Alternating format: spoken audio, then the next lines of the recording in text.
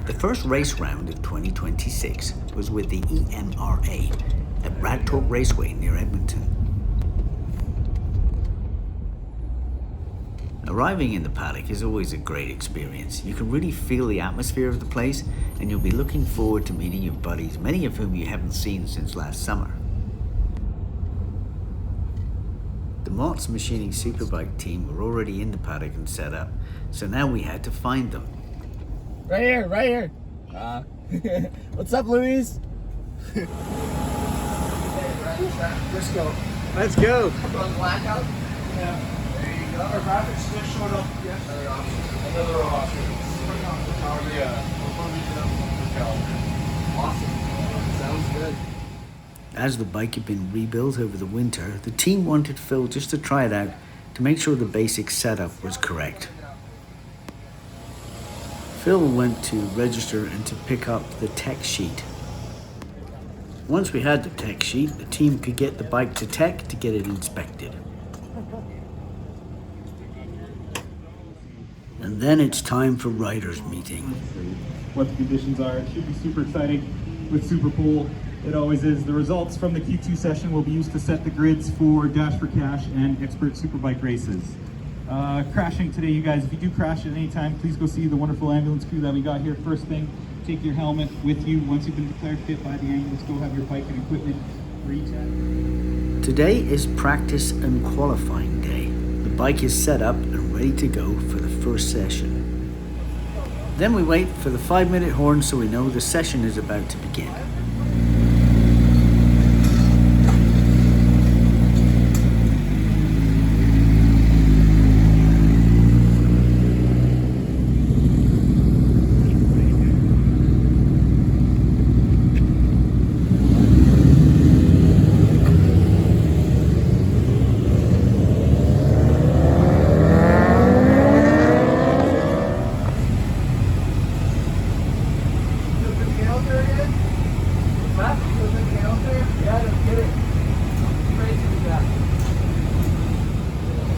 First session, just going off the call, but getting back to where we were. No, all good. Those are last year's tires from the race. Oh, so yeah, that from was Mosport? Yeah. all Ride Torque here. here. Right, we'll talk about it when you're ready. Okay, let's do it after Wonders.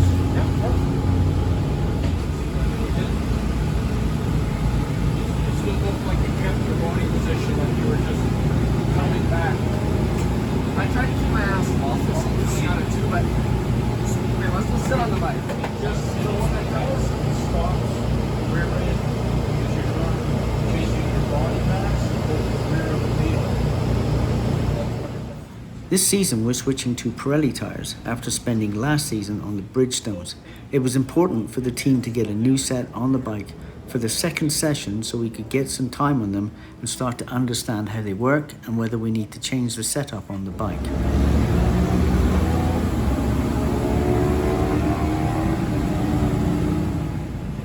As this was now the second session, so Phil had settled in and can push harder, we were looking forward to learning more about the Pirelli tyres and seeing what sort of times we could do with them.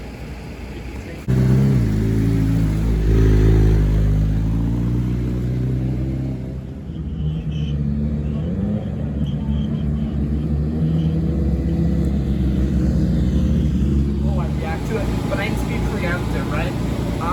My thought is I just can't seem to get the bike to turn in, especially at 5. Like, my thought is in 5 I could try a tighter line on entry, so I'm not like making such a swoop on the brakes. But that's the main issue I'm having right now. I just can't get it to fully turn in. It seems, and it gets like deeper as you go farther to the inside. Before I was hitting it here where it's really deep, now I'm hitting it here where it's less deep. So check if the suspension treble changes. I think maybe we can soften up the front a little bit. Just a thought. Better or worse? Better or worse? It's like, wait, let me get my helmet out. Yeah. A little bit. Maybe slower rebound on the back.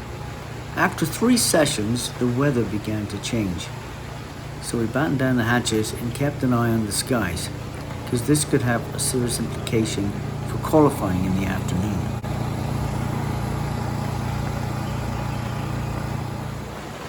Then the weather took a serious turn for the worse.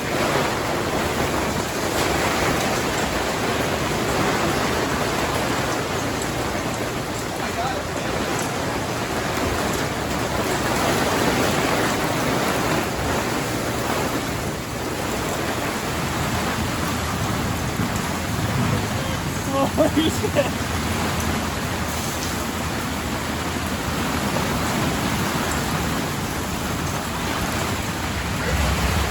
Isn't that crazy, Nick? That is nuts. Do you think there's any standing water in the bus stop?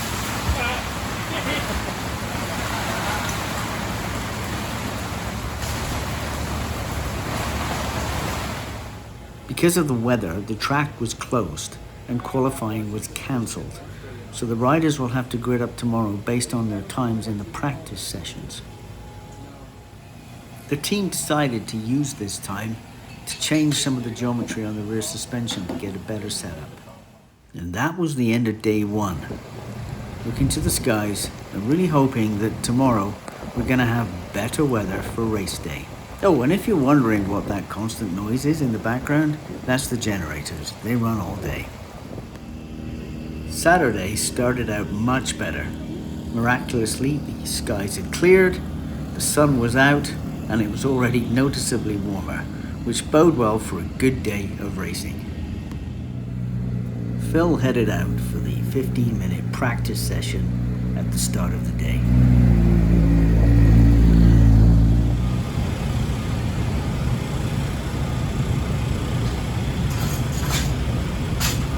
How did that feel? The rear was quite good. A lot better, quite fine. You can see it coming out too. It didn't make me tighter, but it's not pumping so much anymore. You can see it. You made it up there for sure. And it's coming up a little bit. That said, I should probably be damping the rear brake. But like, it's like, hold on. So I'll come out of the shoulder, and then when I'm here, up and down, I pull into the throttle like it's a 70 to 100%. And then I go down to brake. Is that second gear? Yeah, usually second. After a few more modifications to the setup, it was time to wait for the start of our first race, which in this case was Dash for Cash.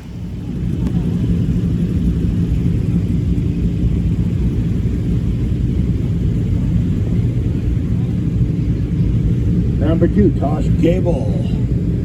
Number 3, Corey Ranchette. And the grid is released onto the track. Oh, we are going to have some serious starting light. The red light goes on, they freeze, can't move. Red light goes off, start of the race.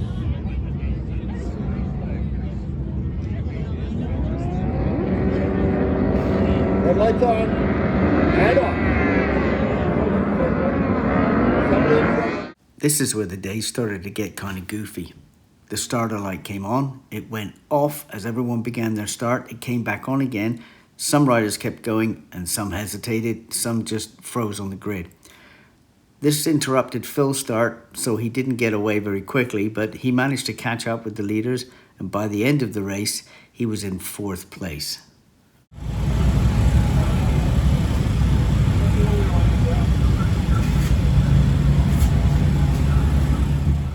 Our day was about to get even more goofy. Our next race was separate from the class ahead of it, according to the schedule.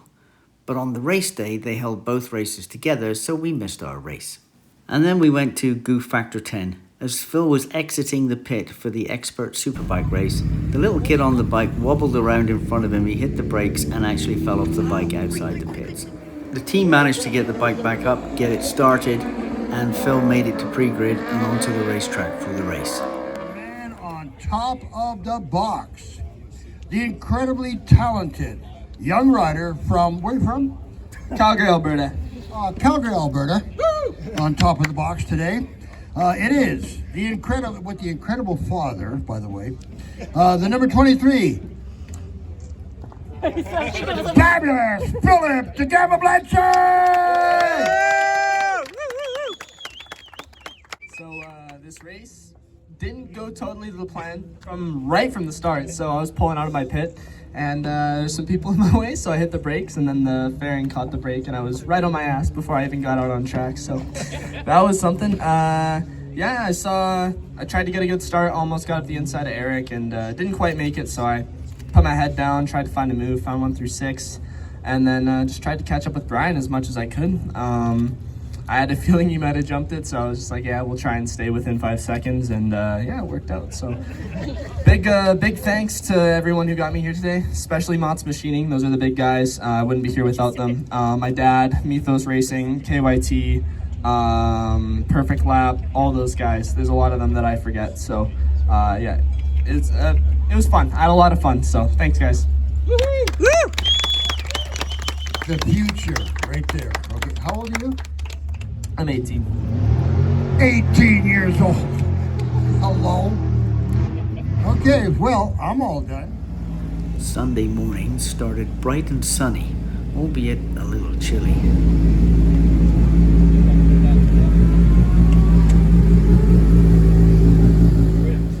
The team were already hard at work, but they had their trusty tent heater going full blast to try and keep it warm. Despite the cold, Phil set a good pace during the practice session and ended up topping the session.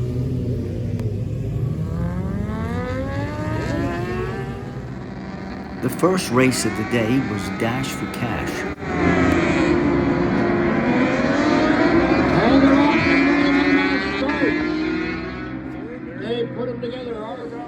Phil started the race third and finished it third. He struggled for pace throughout, and here's where we learned a lesson about the Pirelli tires.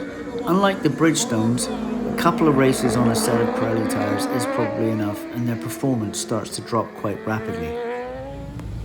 We could tell by Phil's body language that he was not happy about the outcome of that race, and the reason for it.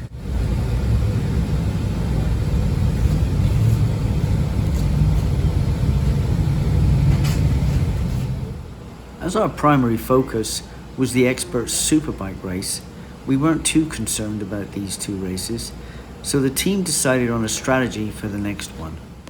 As the track is predominantly right turns, the right side of the tires wear more than left, so the team flipped them around so we could use them for the next race and save the brand new tires for the Expert Superbike race. The next race was Open Sport Bike. This race is gridded by points from last year. As we didn't race it last year, we didn't have any points and had to start from the back. Phil got a good start and was working his way through the pack up to P5 when on lap 4 there was a red flag and the race was stopped.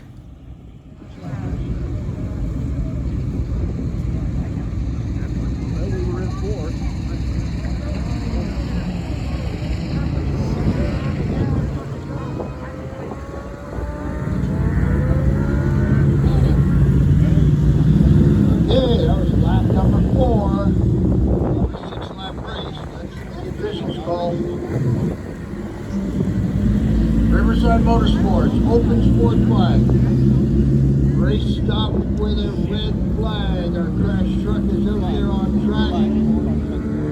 The ambulance did not roll. Half an hour before the Expert Superbike race began, it started to rain. Not enough to be really wet, but not enough to be dry either. So the bike sat in the pits with no wheels on it. We had a set of reins ready, and we had a set of slicks ready, and we had to be ready to react depending on how the weather turned out just before the race. Yeah, he's moving now. The cream is rising to the crop there. He's going to be in traffic. All right, Reese, hang in there. Oh, we got last second to see what tires. I don't think it's. It doesn't look like there's anything coming from frostbitten. After the final chat with Phil, the team made the decision. We were going out on slicks as we figured it was going to be dry enough. To add to the tension, there was a red flag in the race before, so the riders had to sit around and nervously watch the sky.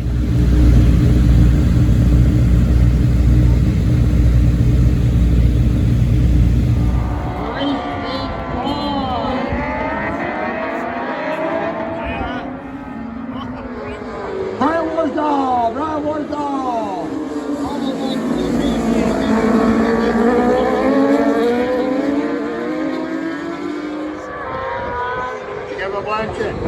0.18 seconds behind.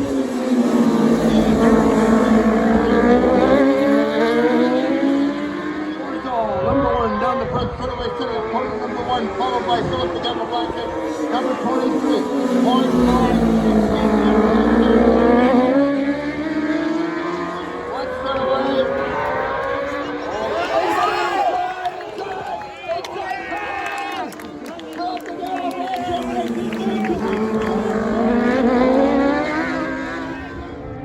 Goes to Philip. Yes! Go! First place. Yes! Second place.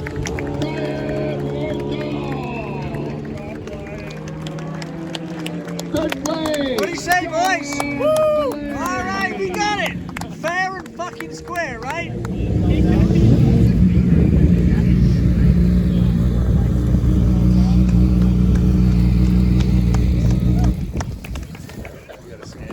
Well done. Oh, I need to hydrate better. You do. And now, the kid on the top of the box, the incredible 18-year-old from Calgary, Alberta. Yes, there he is. This is the future of motorcycle road racing. It is the incredible Philip the Devil Blanket. So today I didn't crash on the way out of the pit, so that was a positive. But yeah, I just tried to get ahead of just being P2 at the start and stick behind Brian, see what I could do and match his lap times, and that was kind of my plan. And I guess it worked out. So I had a lot of fun. These guys really kept me honest. It's been so much fun all weekend. I really want to thank the volunteers. Today ran seamlessly, and yeah, I had a great time again. Thanks to the Mots crew, to my dad, Justin, Lane, again, Mythos, KYT, Perfect Lap, all those guys. So yeah, can't do it alone. Oh, Pirelli tires too. Yeah, thanks guys. So despite all the twists and turns, we achieved our objective of winning both of the expert superbike races. On to the next round.